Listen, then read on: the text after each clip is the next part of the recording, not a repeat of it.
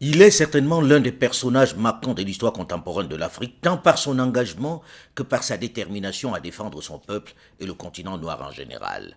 Arrivé à la tête de la Haute-Volta à la suite d'un putsch perpétré par son copain et un groupe d'officiers, il va inspirer une révolution qui va définitivement changer le visage de ce territoire sahélien brûlé par le soleil. Une révolution qui va perturber l'ordre international établi comme lorsqu'il invite les nations africaines à ne plus payer leurs dettes auprès de la Banque mondiale et du Fonds monétaire international. Ou encore lorsqu'il apostrophe le président français François Mitterrand en lui reprochant d'avoir reçu le chef de l'État sud-africain Peter Botha qu'il traite de raciste. Thomas Sankara dérange. Et la révolution sankarienne séduit de nombreux jeunes par son dynamisme et ses idées progressistes. Mais en interne, le climat est de plus en plus tendu en cette année 1987. Entre les chefs de la révolution, le torchon brûle. Thomas Sankara se sent de plus en plus isolé. Je me retrouve un peu comme un cycliste qui grimpe une pente raide, qui a à gauche, à droite des précipices. Il est obligé de pédaler, de continuer de pédaler, sinon il tombe.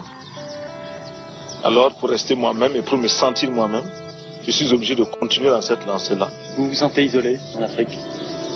Mal compris en tout cas. Mal compris, mal aimé? Mal aimé.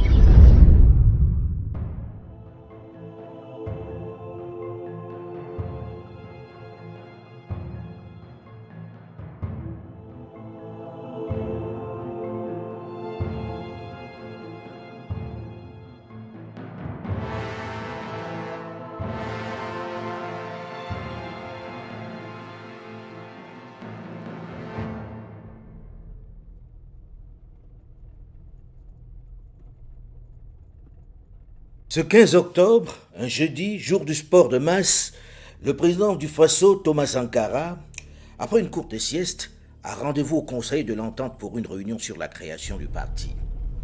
Il compte se rendre ensuite au sport. C'est pourquoi il est en t-shirt blanc et pantalon de jogging rouge lorsqu'il s'installe près du chauffeur, côté passager, à l'avant de la Peugeot 205 qui lui sert de véhicule présidentiel ce jour-là.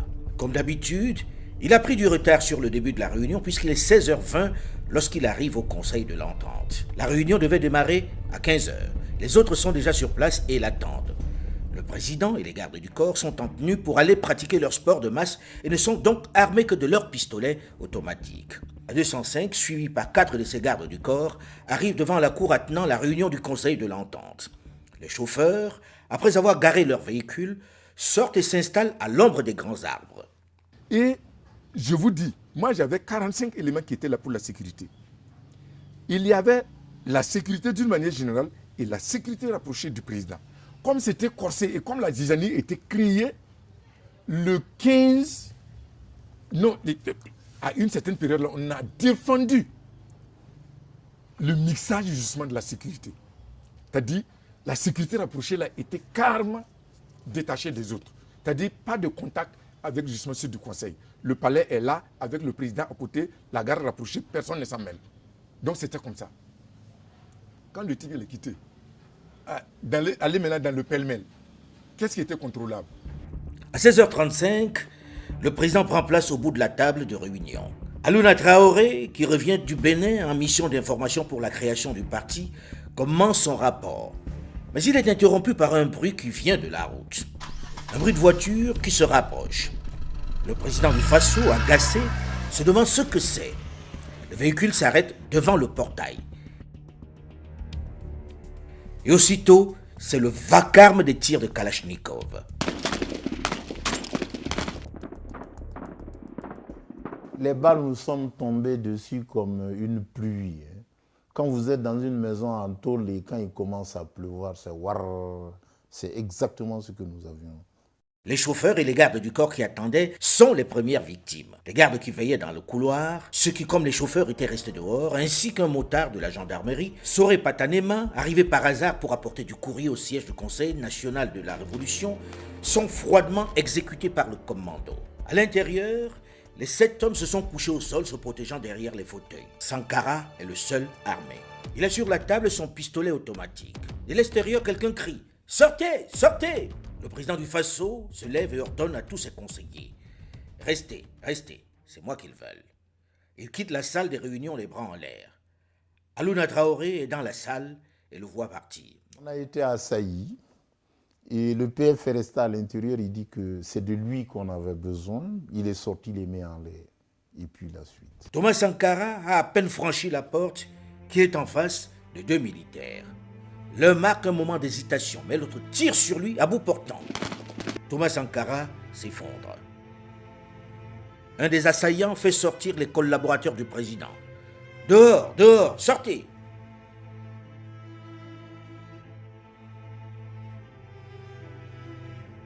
Une fois à l'extérieur, devant la détermination du commando, apeuré, l'un d'entre eux essaie de retourner dans la pièce. Il est abattu d'une rafale dans le dos. C'était Philippe Zagré.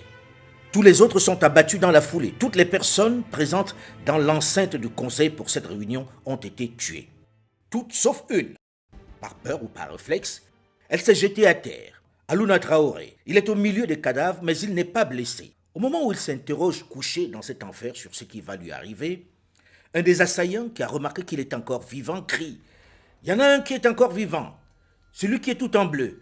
Lève-toi, lève-toi !» Il se met debout, mais on lui intime à nouveau l'ordre de se recoucher. Pendant ce temps, les autres tirent en l'air pour laisser croire à ceux qui sont à l'extérieur que les combats font rage dans l'enceinte du Conseil de l'Entente. Un des putschistes s'avance vers Alouna Traoré. Il le connaît bien puisqu'ils font du sport ensemble. Et il se souvient de lui comme faisant partie de la garde du numéro 2 du Faso, Blaise Compaoré. Il lui annonce qu'il va l'achever.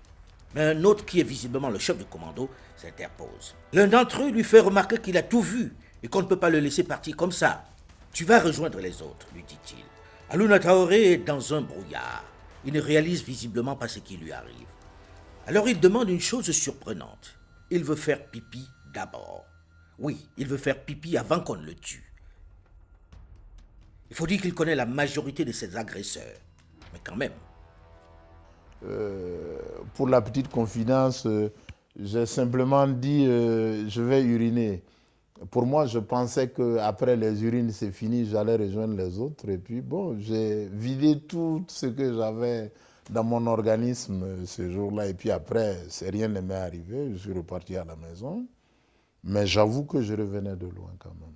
Après, au lieu de le tuer, on le fait monter à l'étage où il rejoint les autres qui n'avaient pas assisté à la tuerie et étaient retenus dans une pièce au-dessus. On ne savait pas que la violence avait atteint un tel niveau. À ce niveau-là, je pense que ceux qui venaient avaient... Leur mission était arrêtée.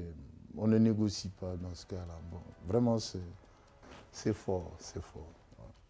Quelques instants après être monté à l'étage supérieur, où il a eu le temps de se débarrasser un peu du sang qui l'avait éclaboussé, lorsqu'il risque un regard par la fenêtre, au moment où il entend des voitures manœuvrer pour quitter le Conseil de l'Entente, il voit que les 13 cadavres ont disparu et que la cour du drame est en train d'être nettoyée à coups de grands jets d'eau. Il est le seul survivant de ce massacre. C'est un devoir pour nous d'arranger sa tombe, de respecter sa mémoire. Vous avez des regrets?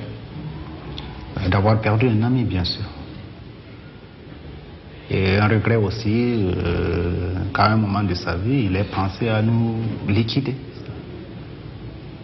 C'est dommage. Ouais, c'est dommage.